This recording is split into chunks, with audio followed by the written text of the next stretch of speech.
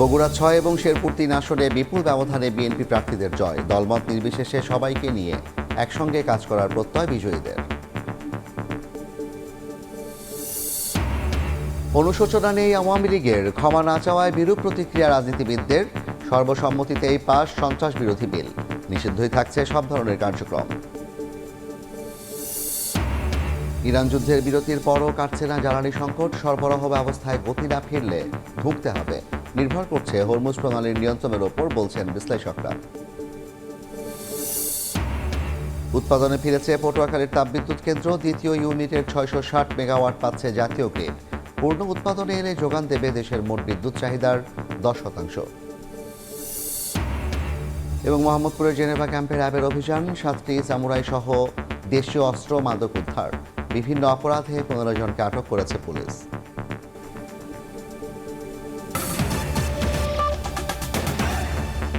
সকালের সময়ের সঙ্গে আছি আমি জাফর সাদিক। বগুড়া ৬ আসনের উপনির্বাচনে বেসরকারিভাবে জয় পেয়েছেন বিএনপি রেজাউল করিম বাদশা। অন্যদিকে শেরপুর ৩ আসনেও জয় পেয়েছেন বিএনপির মাহমুদুল হক রুবেল। জয়ের পর সবাইকে নিয়ে একসঙ্গে কাজ করার প্রত্যয় জানান বিজয়ী প্রার্থীরা। ত্রয়োদশ জাতীয় সংসদ নির্বাচনের বগুড়া ৬ আসনের উপনির্বাচন এবং শেরপুর ৩ আসনের নির্বাচনে জয় পেয়েছে বিএনপি।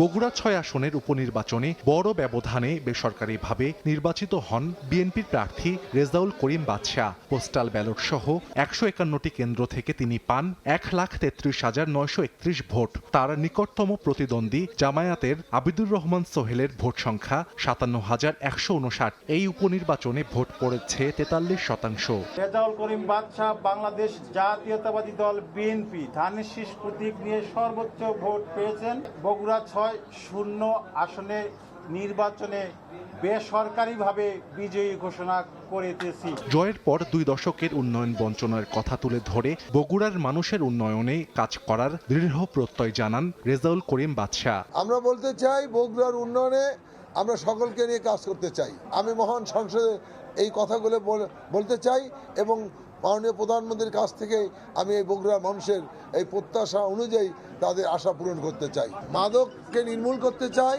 সন্ত্রাসকে নির্মূল করতে চাই, চাঁদাবাজকে নির্মূল করতে চাই। এদিকে শেরপুর ৩ আসনে বেসরকারিভাবে জয়ী হয়েছেন বিএনপির মাহমুদুল হক রুবেল। ১২৮টি কেন্দ্রের ফলাফলে তিনি পান ১,৬৬,১১৭ ভোট। নিকটতম জামাত প্রার্থী মাসুদুর রহমান পেয়েছেন ৪৭,০৫১ ভোট। আমার যারা শুভাকাঙ্ক্ষী, আমার যারা অনুসারী, আমাকে যারা ভালোবাসেন, প্রত্যেকেই বিগত নির্বাচনটাতে অক্লান্ত পরিশ্রম করছে।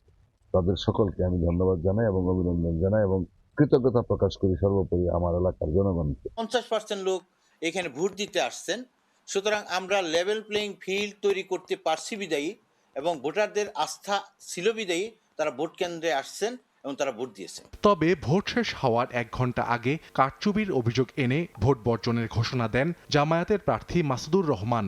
এরকম পরিস্থিতিতে আমি নির্বাচনকে বয়কট করলাম এবং নির্বাচনকে বর্জন করলাম। নির্বাচন অবাধ, সুষ্ঠু ও শান্তিপূর্ণ করতে মাঠে ছিল সেনাবাহিনী, বিজিবি, র্যাব ও পুলিশ। সাহাল আব্দুল্লাহ আলভি, সময় সংবাদ। জুলাই অভ্যুত্থানের ২০ মাস পার হলেও গণহত্যা, নির্যাতনের দায় নিয়ে কোনো অনুশোচনা নেই আওয়ামী লীগের। উল্টো নিজেদের পক্ষে সাফাই গেয়ে চলেছেন দলটির শীর্ষ থেকে তৃণমূল স্তরের নেতাকর্মীরা। এমন অবস্থানের কারণে সংশোধনী আকারে সন্ত্রাস বিরোধী বিল পাশ হওয়ায় নিষিদ্ধই থাকছে আওয়ামী লীগের সব ধরনের কার্যক্রম। আর এতে সব রাজনৈতিক দল তাদের বিরুদ্ধে সিদ্ধান্ত নিয়েছে বলে মনে করেন রাজনীতিবিদরা। তাদের মতে এর মাধ্যমে অন্যান্য দল ও সরকার এসব ক্ষেত্রে আরও সতর্ক হবে। গণহত্যার দায়ে অভিযুক্তদের বিচার হতে হবে, তবে কেউ যেন রাজনৈতিক প্রতিহিংসার শিকার না হন তাও মনে করিয়ে দেন রাজনীতিবিদরা। বলেন, ব্যক্তির অপরাধে দলকে দায়ী করাও ভবিষ্যতে গণতন্ত্রের জন্য সুখকর হবে না। আহমেদ সালেহিনের রিপোর্ট।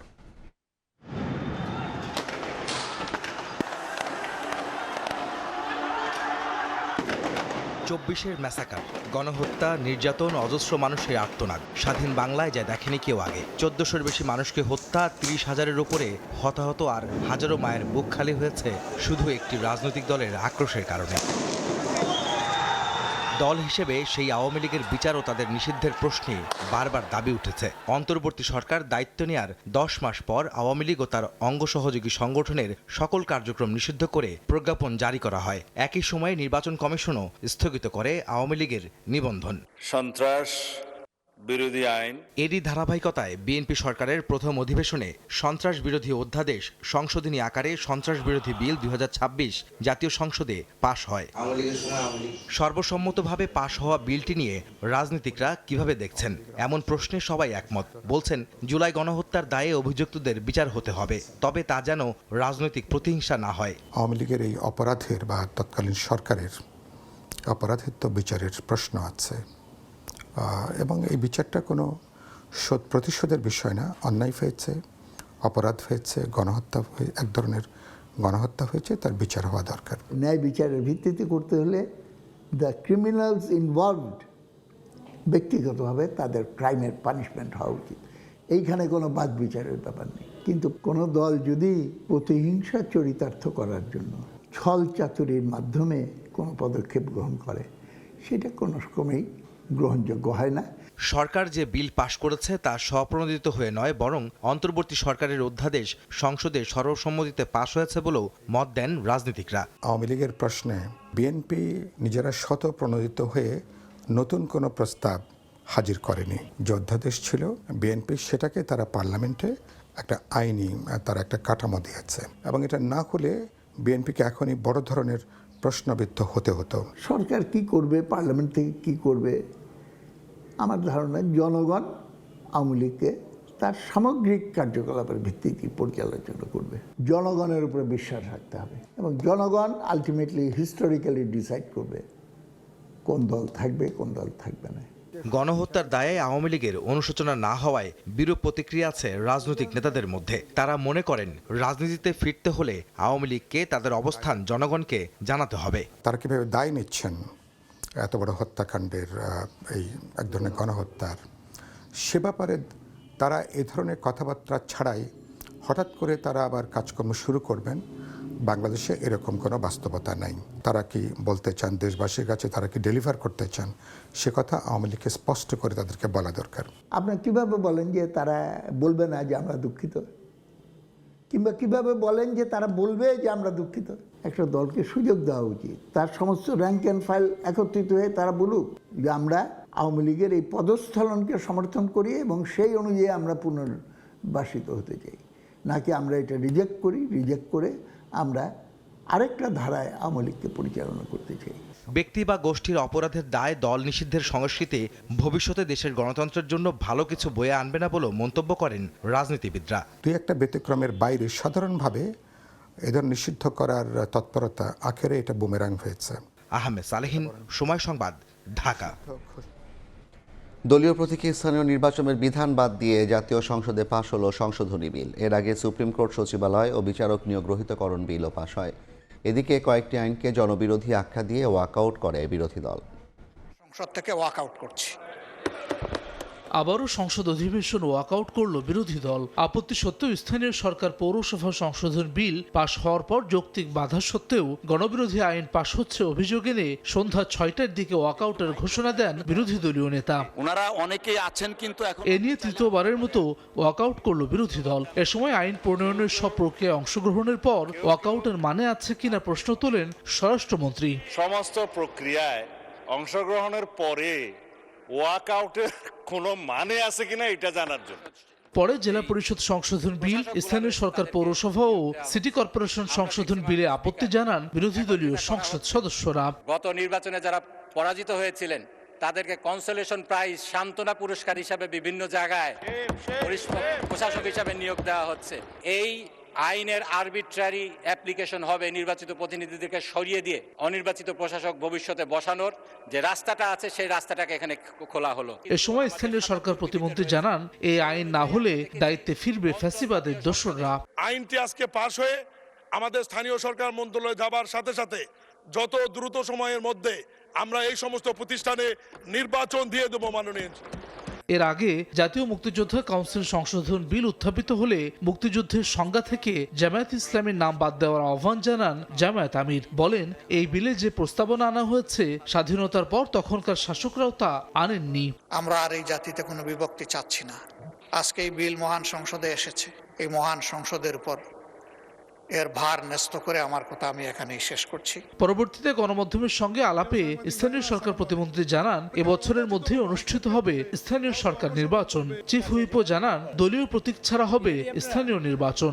আমাদের বর্তমান গণতান্ত্রিক সরকারের অসৎ উদ্দেশ্য নেই। আমরা চাই এই প্রতিষ্ঠানগুলোতে সংবিধানের 59 ধারা অনুযায়ী, অনুচ্ছেদ অনুযায়ী, যেহেতু জনগণের ভোটে নির্বাচিত প্রতিনিধিরা থাকবে, আমরা খুব তাড়াতাড়ি ইনশাল্লাহ এই প্রতিষ্ঠানগুলোতে অবাধ সুষ্ঠু নিরপেক্ষ নির্বাচন দেব। দ্রুততম সময়ের মধ্যে তো এই বছরই পরে মনে হয়। আমরা আজকে যে আইন পাশ করেছি, ভালো কথাটা বলাই উচিত, ভালো কথাটা না বললে অসুবিধা। আজকে আইনের মধ্যে আছে যে স্থানীয় সরকার নির্বাচনে কোনো মার্কা থাকবে না, প্রতীক থাকবে না, কোনো দলীয় প্রতীক থাকবে না। এটা একটা যুগান্তকারী সিদ্ধান্ত। এদিন সকালে জাতীয় মানবাধিকার কমিশন, সুপ্রিম কোর্ট সচিবালয় ও বিচারক নিয়োগ রহিতকরণ বিল পাশ হয়। অধিবেশন চলে রাত 8টা পর্যন্ত। পরে শুক্রবার সকাল 10টা পর্যন্ত মুলতবি করা হয় অধিবেশন। মানবাধিকার ও স্বাধীনতা নিশ্চয়তা থাকিবে। হাসান ওয়ালি, সময় সংবাদ, ঢাকা। জুলাই গণঅভ্যুত্থানের প্রথম শহীদ আবু সাঈদকে সরাসরি গুলি করা 2 পুলিশকে মৃত্যুদণ্ড দিয়েছেন আন্তর্জাতিক অপরাধ ট্রাইব্যুনাল। যাবজ্জীবন কারাদণ্ড দেওয়া হয়েছে আরও 3 পুলিশ সদস্যকে। এছাড়া বেগম রোকেয়া বিশ্ববিদ্যালয়ের সাবেক ভিসি সহ 5 জনকে 10 বছর করে এবং বাকি 20 আসামির বিভিন্ন মেয়াদে সাজা ঘোষণা করা হয়েছে। জুলাই গণঅভ্যুত্থানের প্রথম শহীদ আবু সাঈদ কোটা সংস্কার বিরোধী আন্দোলন চলাকালে রংপুর বেগম রোকেয়া বিশ্ববিদ্যালয়ের মূল ফটকে পুলিশের বন্দুকের সামনে 2 হাত প্রসারিত করে দাঁড়িয়েছিলেন তিনি। খুব কাছ থেকে আবু সাঈদকে পুলিশ গুলি করলে মাটিতে লুটিয়ে পড়েন তিনি। বৃহস্পতিবার আলোচিত এই মামলার রায় ঘোষণা করেন আন্তর্জাতিক অপরাধ ট্রাইব্যুনাল। রায়ে গুলি করা সাবেক পুলিশ সদস্য আমির হোসেন ও সুজন চন্দ্র রায়কে মৃত্যুদণ্ড দেয়া হয়। যাবজ্জীবন কারাদণ্ড হয়েছে আরও 3 পুলিশ সদস্য আরিফুজ্জামান ওরফে জীবন, রবিউল ইসলাম ওরফে নয়ন ও বিভূতিভূষণ রায় ওরফে মাধবের।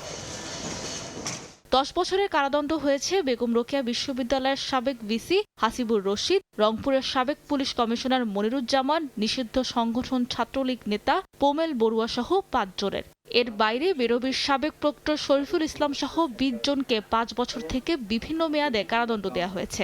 তিনি হয়তো প্রত্যাশা করেছিলেন যে তার বুকে তারা গুলি চালাবেন না, কিন্তু হায়ানার মতো তারা এত নিষ্ঠুরভাবে এইভাবে বুক চিতিয়ে দেওয়ার পরে যারা গুলি করতে পারে তাদেরকে তো মানুষ হিসেবে গণ্য করা যায় না।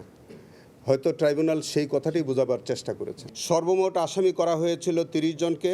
এই 30 জন আসামির মধ্যে 30 জনকেই আজকে দণ্ডিত করা হয়েছে। যেসব চার্জ থেকে তাদেরকে অব্যাহতি দেওয়া হয়েছে সেইগুলোর বিরুদ্ধে আমরা আপিল করার সুযোগ থাকলে পূর্ণাঙ্গ রায়ের কপি পাওয়া সাপেক্ষে আমরা সেটা সিদ্ধান্ত নেব। পুলিশের যারা রংপুরে ঊর্ধ্বতম কর্মকর্তা তাদের সাজা কম হয়েছে এটা আমাদের মনে হয়, এবং ছাত্রলীগ সভাপতি যে পোমেল বড়ুয়া ছিল কিন্তু তার ফাঁসি হওয়ার দরকার ছিল। রায়ের বিরুদ্ধে আপিল করার ঘোষণা দিয়েছেন আসামি পক্ষের আইনজীবীরা। আমরা এই রায়ে প্রত্যাশার নিরিখে অবশ্যই সংক্ষুব্ধ।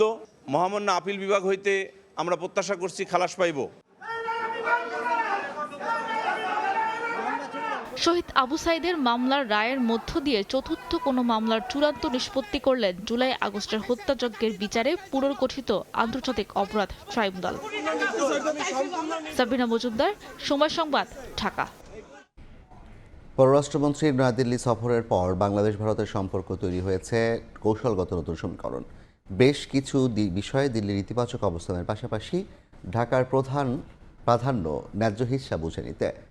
অমীমাংসিত ইস্যুগুলোর অগ্রগতি নিশ্চিতে তাই দ্রুততার সঙ্গে বহুমাত্রিক কূটনৈতিক তৎপরতা দেখাতে হবে বাংলাদেশকে, বলছেন বিশ্লেষকরা। সাথিলা শারমিনের রিপোর্ট। 1.5 বছরের শীতল সম্পর্কের পর বরফ গলতে শুরু করেছে বাংলাদেশ ভারত কূটনৈতিক সম্পর্কে। দিল্লির বৈঠকে মিলেছে সম্পর্ক স্বাভাবিক করার বেশ কিছু আশ্বাস। এখন প্রশ্ন, 2 প্রতিবেশী রাষ্ট্রের অমীমাংসিত ইস্যুগুলোর সমাধান কতটা বাস্তব রূপ পাবে আর কতটা বদলাবে দ্বিপাক্ষিক সম্পর্কের গতিপথ। পররাষ্ট্রমন্ত্রী ডক্টর খলিলুর রহমানের নয়াদিল্লি সফরে ভিসা প্রক্রিয়া সহজীকরণ, জ্বালানি সহযোগিতা সম্প্রসারণ এবং ওসমান হাদি হত্যা মামলার সন্দেহভাজন আসামিদের প্রত্যর্পণের মতো বিষয়ে ইতিবাচক বার্তা দিয়েছে ভারত। এসব প্রতিশ্রুতিকে স্বাভাবিক অগ্রগতি হিসেবে দেখছেন বিশ্লেষকরা। তাদের মতে বর্তমানে অভ্যন্তরীণ ও বৈশ্বিক চাপে থাকা ভারতের জন্য প্রতিবেশীদের সঙ্গে সম্পর্ক জোরদার করা এখন কৌশলগত প্রয়োজনীয়তা, যা ঢাকার জন্য দর কষাকষির অনুকূল পরিবেশ তৈরি করেছে। দক্ষিণ এশিয়ায় একটা অভূত পরিবর্তন এসছে। পাকিস্তানকে দেখা যাচ্ছে একটা গ্লোবাল মিডিয়েটরের ভূমিকায়। বাংলাদেশ এমন একটা সিচুয়েশনে আছে যেখানে বিশ্বের প্রতিটা দেশ বর্তমান সরকারকে সহায়তা দেওয়ার জন্য প্রস্তুত। ভারত বাংলাদেশ সম্পর্ক করার জন্য অনেকটা মরিয়া হয়ে আসছে, বিকজ তার আভ্যন্তরীণ এবং বৈশ্বিক চাপ এসে আছে এখন। সুতরাং এই best time for Bangladesh to bargain with India. নতুন যে খুব বেশি কিছু এসছে এখনো পর্যন্ত আমার কাছে মনে হচ্ছে না। তাদের স্বার্থ ক্ষুণ্ণ হয়েছে, সেই জন্য তারা আক্রমণাত্মকভাবে বাংলাদেশের উপরে ছিল। সুতরাং এসবগুলো স্বাভাবিক, এটা চলে যাবে। যাতে জুলাই পূর্ববর্তী সিচুয়েশনগুলি আমাদের মধ্যে আর না ফিরে আসে। বিশ্লেষকদের মতে শুধু আশ্বাসে আশ্বস্ত না হয়ে তিস্তা পানি বন্টন চুক্তি, গঙ্গা চুক্তির নবায়ন এবং সীমান্ত হত্যা বন্ধের মতো দীর্ঘদিনের ঝুলে থাকা ইস্যুতে বহুমাত্রিক কূটনৈতিক তৎপরতার উপর জোর দিতে হবে বাংলাদেশকে। আগে যে চুক্তিটা হয়েছিল এই কাঠামোর মধ্যেই আলোচনা হবে, এর বাইরে নয়। তারেক রহমান সাহেব ভারতে ভিজিট করার পরে গিয়ে তখন যদি সব কাঠামো পরিবর্তন হইতে পারে হয়তো। এই দুই দেশেরই এখন একটা মোক্ষম সুযোগ যে যেসব বিষয় অমীমাংসিত আছে, যেসব বিষয়ে সমাধান করা সম্ভব প্র্যাকটিক্যালি পলিটিক্যালি, সেগুলি এই দুই সরকারই করে ফেলতে পারে। তিস্তা চুক্তি নাই, এটা আমাদের জন্য সবচেয়ে গুরুত্বপূর্ণ। খলিলুর জয়শঙ্করের বৈঠককে দুদেশের পারস্পরিক আস্থা পুনর্স্থাপনের সূচনা হিসেবে ব্যাখ্যা করছেন আন্তর্জাতিক সম্পর্ক বিশ্লেষকরা। শাতিলা শারমিন, সময় সংবাদ, ঢাকা। রাজধানী সহ সারা দেশে জ্বালানি তেলের জন্য তীব্র ভোগান্তি যানবাহন চালকদের। শৃঙ্খলা ফেরাতে বিভিন্ন স্থানে অ্যাপের মাধ্যমে বিক্রি করা হচ্ছে তেল। জ্বালানি বিভাগ বলছে প্রতি মাসে এ খাতে 2.5 থেকে 3 হাজার কোটি টাকা ভর্তুকি দিচ্ছে সরকার। রাজধানীতে জ্বালানি তেলের জন্য ভোগান্তির এই চিত্র এখন নিত্যদিনের। আগারগাঁও, শাহবাগ সহ বিভিন্ন এলাকা ঘুরে দেখা গেছে বৃহস্পতিবারও তেলের জন্য পাম্পে পাম্পে দীর্ঘ লাইনে যানবাহন চালকরা। ভোগান্তি পৌঁছেছে চরম পর্যায়ে। নাস্তা খেতে পারি নেই, এই পানি খেলাম আর কি। রিজার্ভে 40 কিলো চালাই আলাইছি, আর চালাইতে পারবো না, কারণ বাধ্য হয়ে নিতে এলাম, ঘুম নষ্ট করে। সারা রাত আসাদ গেটে ছিলাম, লাস্টে তেল দেয় নাই। পরে সকালবেলায় এই জায়গায় লাগাইছি, 3.5 ঘন্টায় এই পর্যন্ত আসছে। 4 ঘন্টার উপরে কাটাই ফেলছি, তার মানে আমার হাফ বেলার যে ইনকাম 1800 টাকা যেটা ইনকাম হইতো এটা কিন্তু শেষ। তবে পাম্প কর্তৃপক্ষের দাবি পর্যাপ্ত তেল পাওয়ায় সরবরাহ সংকটের শঙ্কা নেই, তবে গ্রাহকদের চাপ অনেক বেশি। অসাধু চক্র তারা তেল নিয়ে বিভিন্ন জায়গায় জমিয়ে রাখছে বা পাচার করে দিচ্ছে। এটা যতটা না হয়েছে তার যে আমি যদি বলি স্বাভাবিকভাবে মানুষ প্যানিকড হয়ে গেছে। আমরা মেসেজ পাচ্ছি না যে আমাদের সংকট হবে, যেভাবে আসছে আমরা আশাবাদী এই সংকটটা আমরা উতরিয়ে যেতে পারবো। শুধু রাজধানীতে নয়, দেশের বিভিন্ন জেলায় জ্বালানি তেল নিয়ে পাম্পগুলোতে দীর্ঘ লাইনে অপেক্ষা করতে হচ্ছে ঘন্টার পর ঘন্টা। শৃঙ্খলা ফেরাতে অ্যাপসের মাধ্যমে রেজিস্ট্রেশন করে তেল সরবরাহ করা হচ্ছে।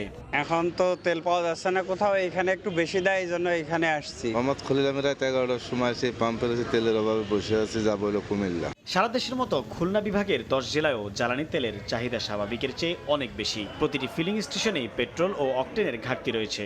লম্বা সিরিয়ালে বৃষ্টিতে ভিজে আরো এখন ওয়েদারের যে অবস্থা, বিভিন্ন মানুষ বিভিন্নভাবে অসুস্থ হয়ে পড়ছে। প্রতিদিনের যে ভোগান্তি, এই ভোগান্তি থেকে আমরা চাই যে নিস্তার পাই। এদিকে সচিবালয়ে ব্রিফিংয়ে জ্বালানি বিভাগ জানিয়েছে প্রতি মাসে জ্বালানি তেলে 2000 থেকে 2500 কোটি টাকা ভর্তুকি দিচ্ছে সরকার। মুহূর্তে আমরা সরকার প্রায় প্রতি মাসে 2500 থেকে 3000 কোটি টাকা তাকে ভর্তুকি দিতে হচ্ছে। অভিযান পরিচালনা করে জ্বালানি তেল, অবৈধ জ্বালানি তেল যখনই পাচ্ছে তখন সেটা সেখানে ডিসপোজ করছে। আর এর বাইরে নিয়মিত মামলা হচ্ছে, মামলায় আসলে খতিয়ে দেখা হবে যে কারা এর সাথে সম্পৃক্ত। এ পর্যন্ত সারা দেশে 7342টি অভিযানে অবৈধভাবে মজুত করা 4,69,042 লিটার জ্বালানি তেল উদ্ধার করা হয়েছে। এছাড়া রাজধানীতে কিউআর কোডের মাধ্যমে পরীক্ষামূলকভাবে জ্বালানি তেল বিতরণ ফুয়েল পাস চালু করল জ্বালানি বিভাগ। সাইফুল ইসলাম, সময় সংবাদ। যুদ্ধ থামলেও সহসাই কাটছে না বৈশ্বিক জ্বালানি সংকট, যার ভুক্তভোগী হবে বাংলাদেশও। জ্বালানি বিশেষজ্ঞরা বলছেন সংকট কাটতে অন্তত আরও মাসখানেক অপেক্ষা করতে হবে। তারা বলছেন জ্বালানির বাজারে স্থিতিশীলতা নির্ভর করছে হরমুজ প্রণালী নিয়ন্ত্রণে কারা চালকের ভূমিকায় থাকবে তার উপর। আব্দুল্লাহ শাফির প্রতিবেদন।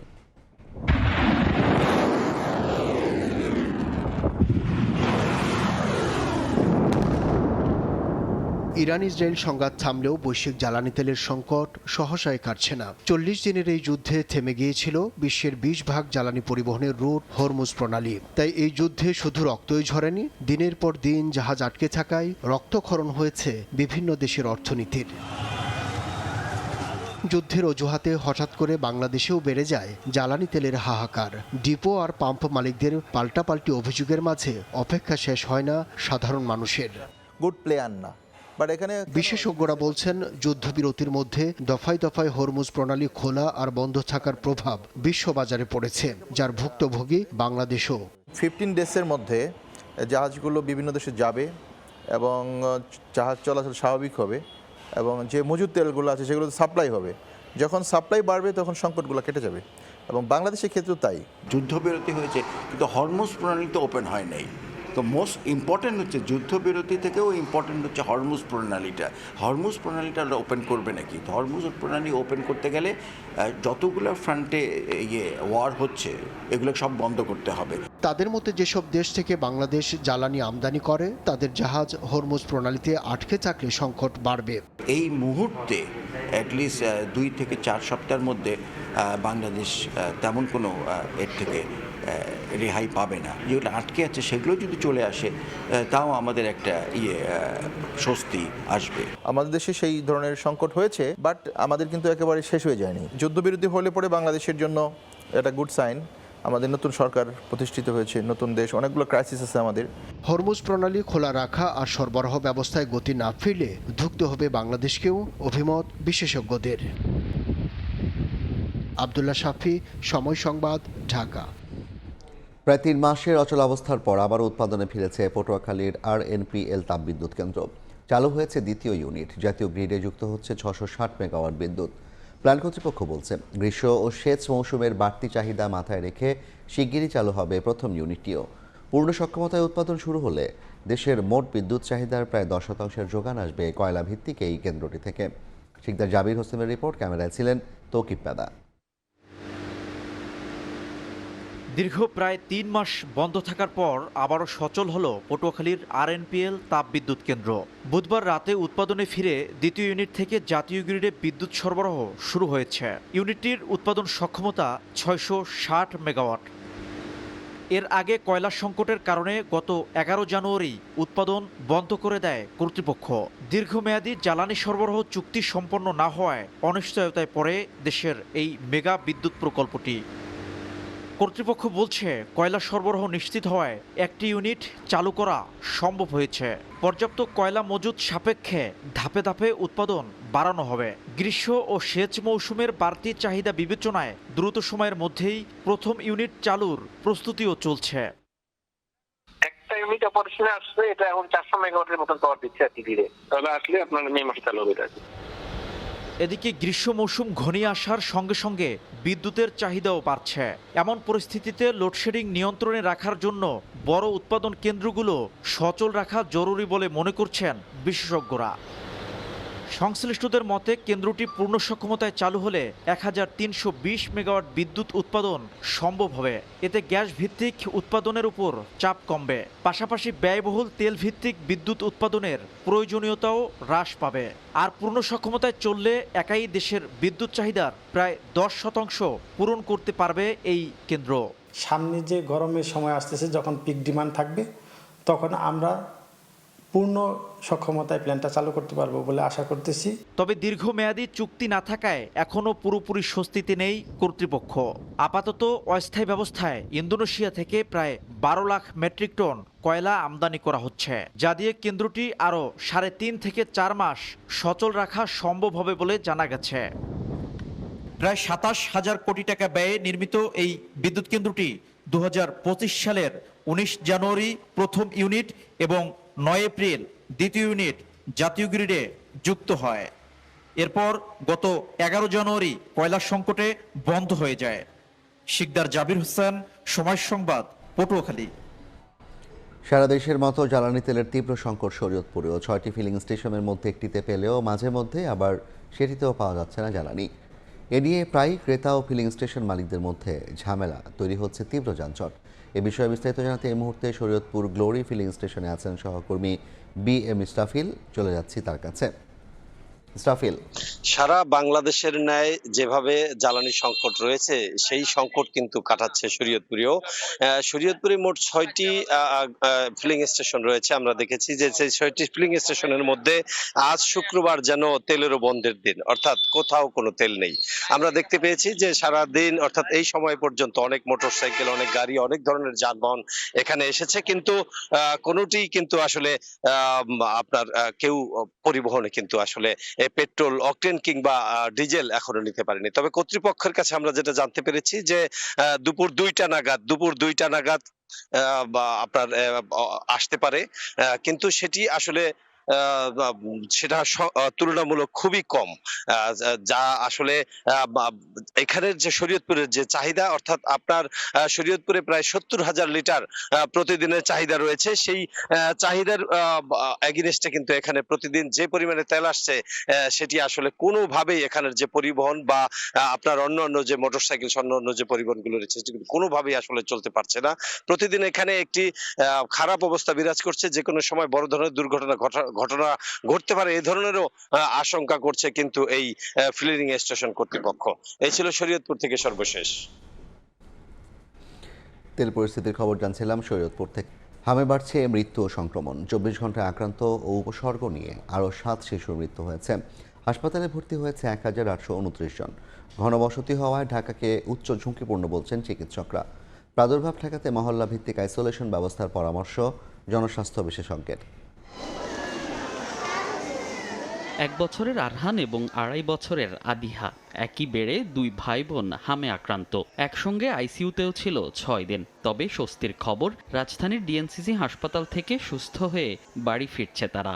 এখানে আইসিইউর মধ্যে ছিলাম 6 দিন, কালকে নিচে নামাই দিছে, আজকে আমাদেরকে ছুটি দিচ্ছে। হাসপাতালে ভর্তি বেশিরভাগ শিশুর সংক্রমণ ছড়িয়েছে আক্রান্তদের সংস্পর্শে এসে। আক্রান্ত হচ্ছে একই পরিবারের একাধিক শিশু। জ্বর কমে নেই, 105-4 জ্বর ছিল।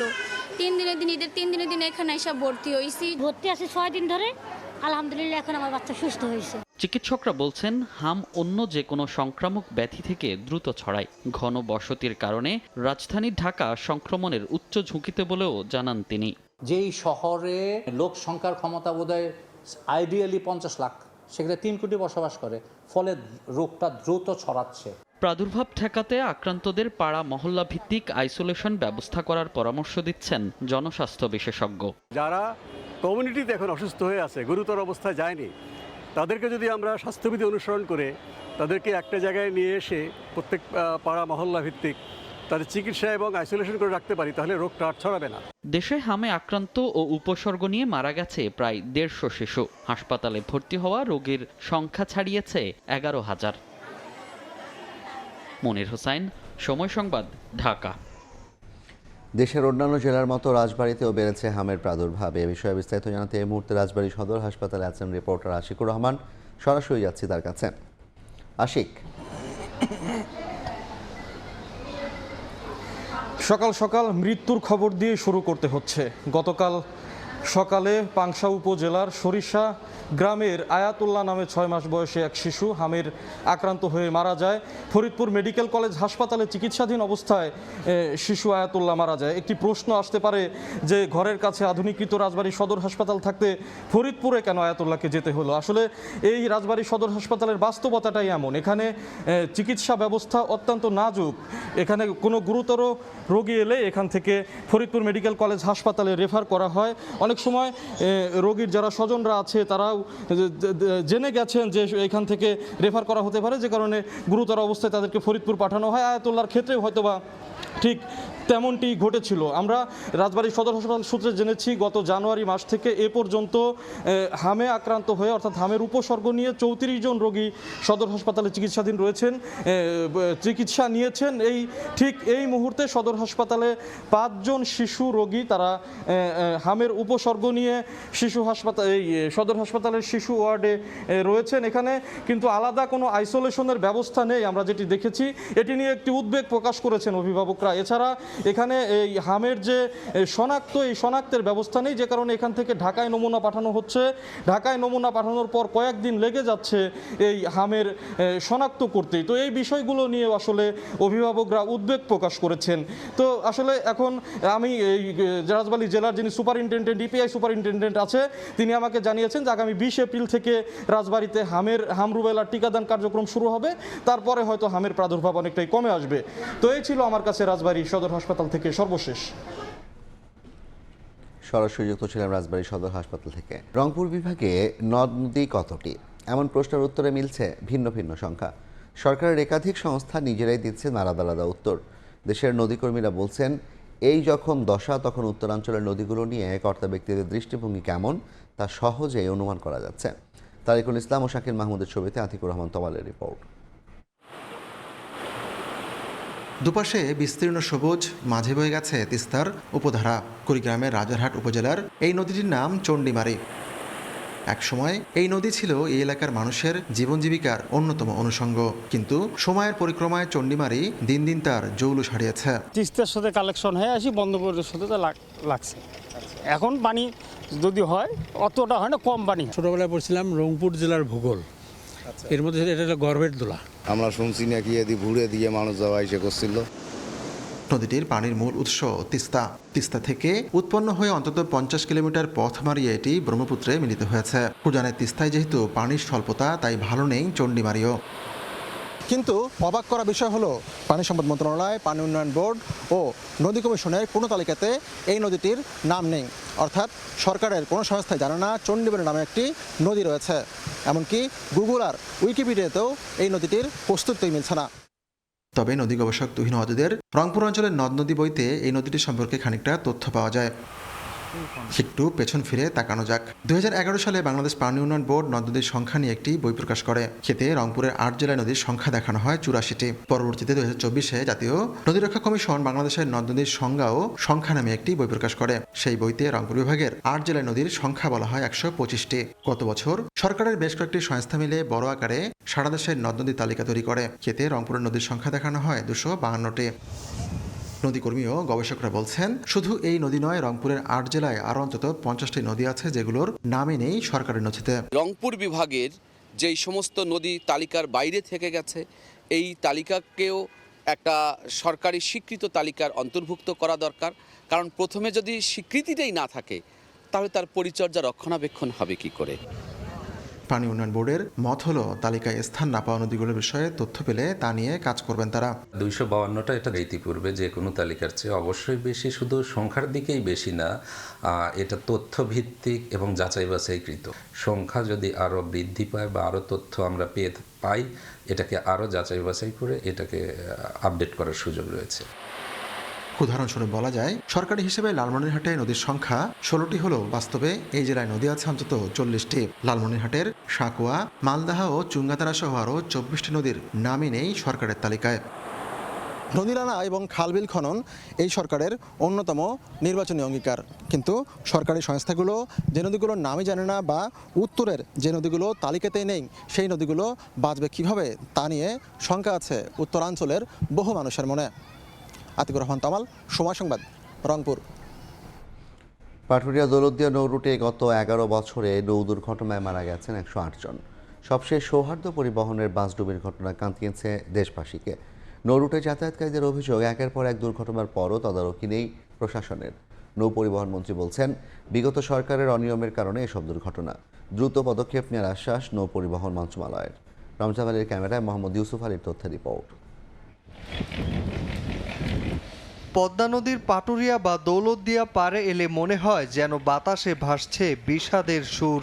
ভয়াবহ বাসডুবির ঘটনা এখনও চোখের আড়াল হয়নি। দেশের দক্ষিণ পশ্চিমাঞ্চলের মানুষের যাতায়াতের একমাত্র নৌরুট এটি।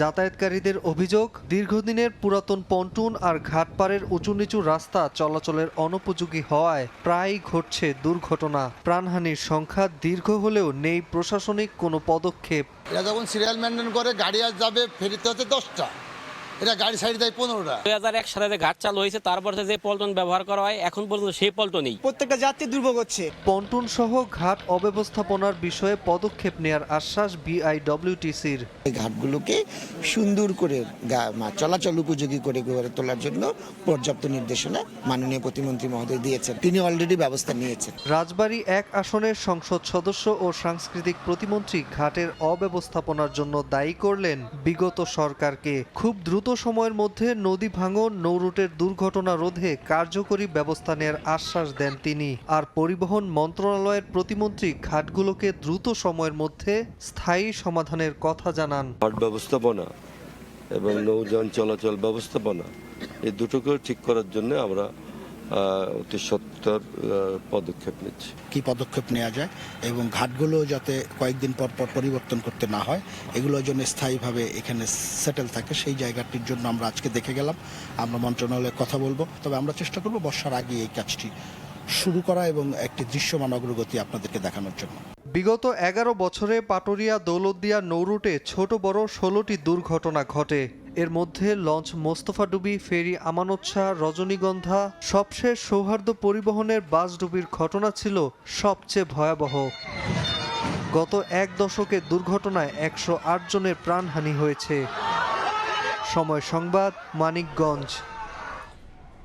গোডাউনে পর্যাপ্ত মজুত অথচ কৃত্রিম সংকট দেখিয়ে সরকার নির্ধারিত দামের বাইরে বিক্রি হচ্ছে গ্যাস সিলিন্ডার। মাদারীপুরের হাটবাজারগুলোতে ক্রেতারা 12 কেজির সিলিন্ডারে গুনছেন বাড়তি 400 টাকা পর্যন্ত। বোতলের গায়ে নির্ধারিত মূল্য না থাকায় সুযোগ নিচ্ছেন অসাধু ব্যবসায়ীরা। যদিও দাম নিয়ন্ত্রণে ব্যবস্থা নেওয়ার গতানুগতিক আশ্বাস প্রশাসনের। সঞ্জয় কর্মকার অভিজিতের রিপোর্ট, ছবি তুলেছেন শাহাদত আকুন। গোডাউনে শত শত বোতল ভর্তি গ্যাস সিলিন্ডার, ট্রাক ও ভ্যানে করে আনা হচ্ছে আরও বোতল, অথচ বাজারে কৃত্রিম সংকট। লাফিয়ে লাফিয়ে বাড়ছে দাম, ক্ষুব্ধ ক্রেতা। সিলিন্ডারের গায়ে সরকার নির্ধারিত দাম না থাকায় ইচ্ছে মতো নেওয়া হচ্ছে দাম, এমন অভিযোগ মাদারীপুর শহরের লেকের দক্ষিণ পাড়ের হোটেল রেস্তোরাঁ ব্যবসায়ী খোকন তালুকদারের। ব্যবসা চালাতে প্রতি মাসে তিনি 65 থেকে 70টি গ্যাস সিলিন্ডার ব্যবহার করেন। 12 কেজি ওজনের সিলিন্ডারের দাম 1728 টাকা হলেও বাড়তি দিতে হচ্ছে আরও 200 থেকে 400 টাকা পর্যন্ত। এমন পরিস্থিতিতে অনেকটাই অসহায় এই হোটেল ব্যবসায়ী। গ্যাসের যে দামটা তারা মূল্যটা বেশি নিতেছে, এটা আমার ভিতরে এসে পড়তেছে, এই কারণে আমার দোকান করা সম্ভব না। একই অভিযোগ শহর থেকে গ্রাম, জেলার অধিকাংশ বাসাবাড়ি, হোটেল রেস্তোরাঁয় ব্যবহার করা গ্যাস সিলিন্ডারের ক্রেতাদের। বাজারে পাওয়া বিভিন্ন কোম্পানির গ্যাস সিলিন্ডারের বোতলে সরকার নির্ধারিত মূল্য না থাকায় কিছু অসাধু ব্যবসায়ী ও ডিলাররা নিচ্ছেন ইচ্ছে মতো দাম। দীর্ঘদিন ধরে এমন পরিস্থিতি হলেও নেই কোনো প্রতিকার। 2000 টাকা এখন বর্তমানে গ্যাস কিনতে আসি, বেশি তো সমস্যা, দোকানপাট চালাইতে পারি না, খুব সমস্যায় আছি। এখন আমাদের তো অবস্থা ভালো নাই, একমাত্র গ্যাসের কারণে। সরকার যে মূল্য নির্ধারণ করছে, এই মূল্য দিয়ে আমরা গ্যাস চাই। তবে বাড়তি দাম নেয়ার জন্য পরিবহন খরচ বেশি আর সরবরাহ কমের অজুহাত ডিলারদের। ডিজেল না থাকার কারণে গাড়ি অ্যাভেলেবেল পাওয়া যাচ্ছে না। তারপরে দেখা যায় যে আপনি 6000 মাল বিক্রি করলে যেই খরচ আর 2000 মালের তো একই খরচ, আপনি তো কোনো কিছু বাদ দিতে পারবেন না। 120 টাকা ড্যামেজ চলে যায় আমাদের। এই জন্য সরকারি নির্দিষ্ট রেট থাকা সত্ত্বেও আমরা গ্যাস বিক্রি করতে পারতেছি না। অবশ্য ভ্রাম্যমাণ আদালতের মাধ্যমে বাজার নিয়ন্ত্রণের আশ্বাস জেলা প্রশাসনের। অবৈধ মজুতদার এবং দাম বেশি নেওয়া, এইগুলো নিয়মিত চেক করা হয় এবং অভিযোগ যদি আমরা পেয়ে থাকি সেই অভিযোগকারীর সাথে কথা বলে সংশ্লিষ্ট জায়গায় গিয়ে মোবাইল কোর্ট পরিচালনা করা হয়। মাদারীপুর জেলায় অর্ধশত ডিলার পাইকারি বিক্রি করেন এই গ্যাস সিলিন্ডারের বোতল, আর খুচরা দোকানের সংখ্যা শত শত। পর্যাপ্ত সরবরাহ থাকলেও সরকার নির্ধারিত দামে কখনোই ক্রেতাদের হাতে পৌঁছায় না গ্যাস সিলিন্ডারের বোতল। প্রশাসন মাঝে মাঝে দু একটি ছোটোখাটো অভিযান পরিচালনা করলেও পরবর্তীতে তা হয়ে যায় কার্যত অকার্যকর। সঞ্জয় কর্মকার, অভিজিৎ, সময় সংবাদ, মাদারীপুর। দেখছেন সকালের সময়, সঙ্গেই থাকুন। আপনি কি জানেন বেকো ইউরোপের 1 নম্বর হোম অ্যাপ্লায়েন্স কোম্পানির একটি ব্র্যান্ড? ওয়ার্ল্ড ক্লাস পণ্যগুলো সরাসরি এক্সপেরিয়েন্স করতে চলে আসুন সিঙ্গার বেকো স্টোরে। বেকো এখন পাওয়া যাচ্ছে দেশব্যাপী সকল সিঙ্গার বেকো স্টোর ও singarbeedi.com-এ। Singer Beko. দেখছেন সকালের সময়। মনের মতো ডিজাইন আর stylish collection, Regal furniture, furnish your dream. কোটিপতি হওয়া এখন কল্পনা নয়, বরং পরিকল্পিত। দৈনন্দিন কেনাকাটা, উদ্যোক্তা তৈরি থেকে বড় সম্পদ তৈরিতে গ্রাহকদের উৎসাহিত করে ব্যাংকগুলো এখন অভিনব সেবার মাধ্যমে তাদের পণ্য পরিকল্পনা করছে। এটি অন্তর্ভুক্তিমূলক অর্থনীতি নিশ্চিত করার পাশাপাশি ব্যাংকগুলোর দীর্ঘমেয়াদী ঋণ বিনিয়োগে সহায়তা করবে বলে মত ব্যাংক সংশ্লিষ্টদের। সেলিয়া সুলতানার রিপোর্ট। এক সময় কোটিপতি হওয়ার স্বপ্ন মনে হলেও এখন তা হাতের মুঠোয়। আমানতকারীদের সঞ্চয়কে দীর্ঘমেয়াদী ও আরও লাভবান করতে এখন ব্যাংকগুলো লাখপতি, কোটিপতি, মিলিয়নিয়ার হওয়ার মতো স্কিম বাজারে ছাড়ছে। দীর্ঘমেয়াদী আমানতে চড়া মুনাফা।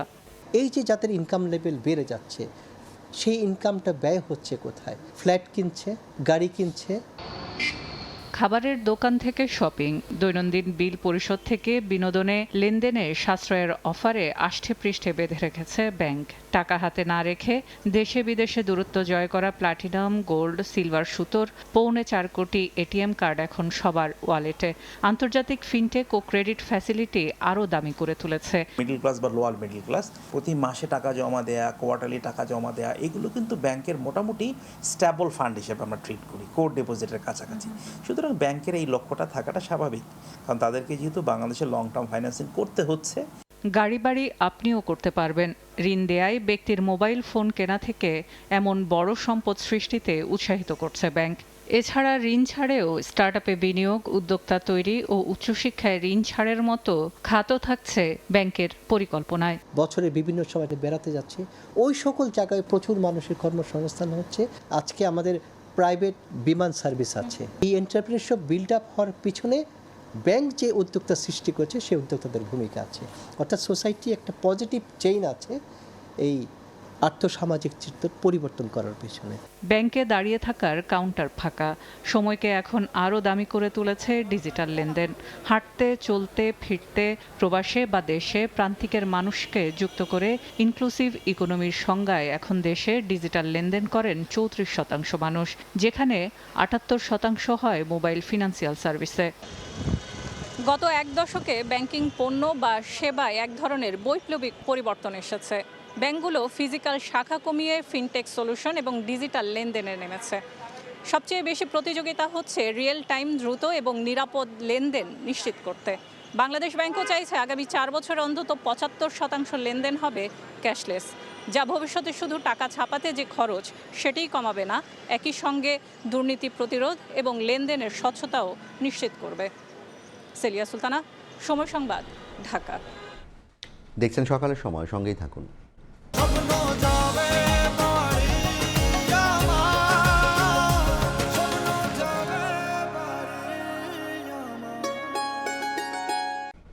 দেখছেন সকালের সময়। লেবাননে ইসরায়েলের ভয়াবহ বিমান হামলায় একদিনেই প্রাণ হারিয়েছেন 300-র বেশি মানুষ, আহত সহস্রাধিক। যুদ্ধবিরতির মাঝেই ফের ছড়িয়ে পড়েছে যুদ্ধের আগুন। জবাবে ইসরায়েলে হিজবুল্লাহর ক্ষেপণাস্ত্র হামলা ও নতুন উত্তেজনায় নতুন মাত্রা যোগ করেছে। এদিকে যুদ্ধবিরতির শর্ত ভাঙার অভিযোগ তুলে লেবাননের পাশে দাঁড়ানোর ঘোষণা দিয়েছে ইরান। আর পরিস্থিতি নিয়ন্ত্রণে রাখার বার্তা যুক্তরাষ্ট্র ও পশ্চিমাদের। মধ্যপ্রাচ্য সংকট এখন বহুপাক্ষিক টানাপোড়েনে আরও জটিল আকার ধারণ করছে।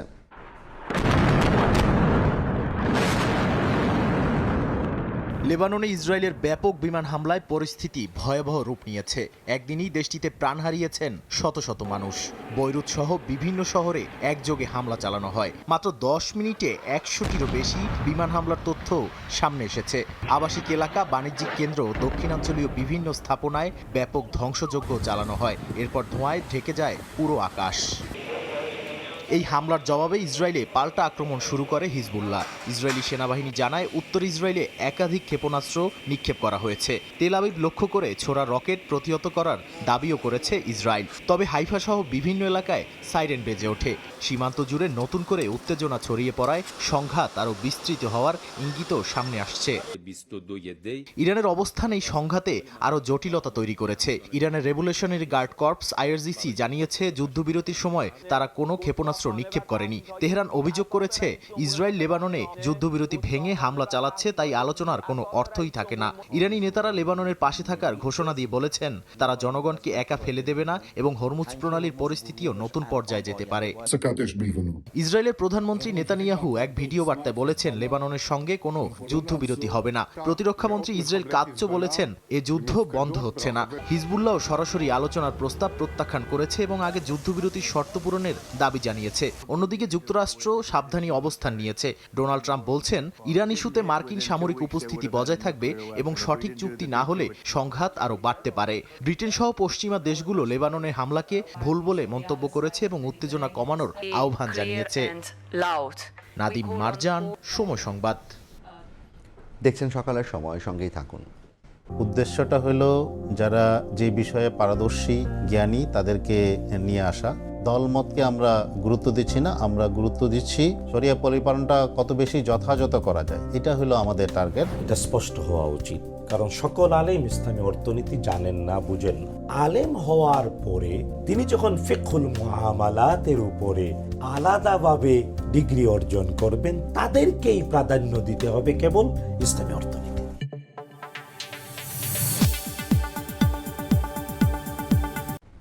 দেখছেন সকালের সময়। কাটতে যাচ্ছে ঢাকার ক্লাব ক্রিকেটের অচল অবস্থা। প্রিমিয়ার লিগের ক্লাবগুলোর সঙ্গে বৈঠক শেষে চলতি মাসেই ডিপিএল শুরুর পরিকল্পনা বোর্ডের। 6 ভেন্যুতে একই দিনে খেলা আয়োজনের পাশাপাশি রাখা হবে রিজার্ভ ডে, তবে থাকছে না বিদেশি ক্রিকেটার কিংবা সুপার লিগ। 11 ম্যাচ শেষেই নির্ধারণ হবে চ্যাম্পিয়ন। আমিনুল ইসলামের বোর্ড ভেঙে দেয় ভাঙল অভিমান। নবগঠিত অ্যাডহক কমিটির সঙ্গে বৈঠকে প্রিমিয়ার লিগের ক্লাবগুলো।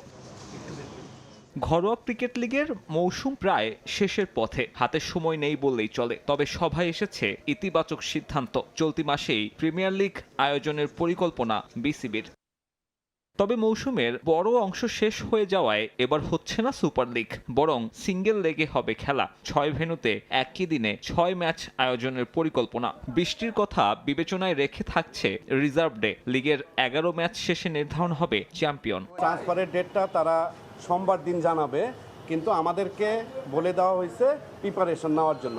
মোস্ট প্রবাবলি খেলা 22 থেকে 25 তারিখের মধ্যে স্টার্ট হবে। আমরা এবছর চেয়েছি যে যাতে একসাথে 6টি মাঠে খেলা হয়, যাতে আমাদের ওই পরের দিন মানে প্রথম দিন 3টা ম্যাচ, পরের দিন 3টা ম্যাচ না হয়ে যাতে 6টা মাঠেই একসাথে প্রিমিয়ার লিগটা এবং পরের দিন যাতে রিজার্ভে থাকে। সবশেষ প্রিমিয়ার লিগে জীবনের কঠিনতম সময় পার করেছেন তামিম ইকবাল। একইভাবে এবারের বিপিএলে ঘটেছে কোচ মাহবুব আলী জাকির মৃত্যুর মতো হৃদয় বিদারক ঘটনাও। নিজের অভিজ্ঞতা থেকে ইতিবাচক পরিবর্তনের সিদ্ধান্ত বিসিবি সভাপতির। ভেন্যুগুলোতে থাকবে আইসিইউ সম্বলিত অ্যাম্বুলেন্স। খেলোয়াড়দের খাবার সরবরাহ করা হবে বোর্ডের তরফ থেকে। পার্টিসিপেশন ফি 15 লাখ থেকে বাড়িয়ে করা হয়েছে 25 লাখ টাকা। গত বছর আমরা প্রত্যেকটা ক্লাব 15 লাখ টাকা করে পেয়েছিলাম, এইবার সেটা উন্নতি হয়েছে 25 লাখ টাকায়। যদিও আমরা 30 লাখ টাকার জন্য আবেদন করছি। আমাদের প্রেসিডেন্ট আমাদেরকে কনফার্ম করেছেন যে মেডিকেলের যেটা ব্যাপার সেটা হচ্ছে অ্যাম্বুলেন্স, যেটা আইসিইউ সাপোর্ট থাকবে, এই ধরনের একটা অ্যাম্বুলেন্স দেওয়ার চেষ্টা করবেন যদি অ্যাভেলেবেল সেই ফ্যাসিলিটিটা ইনশিওর করতে পারে।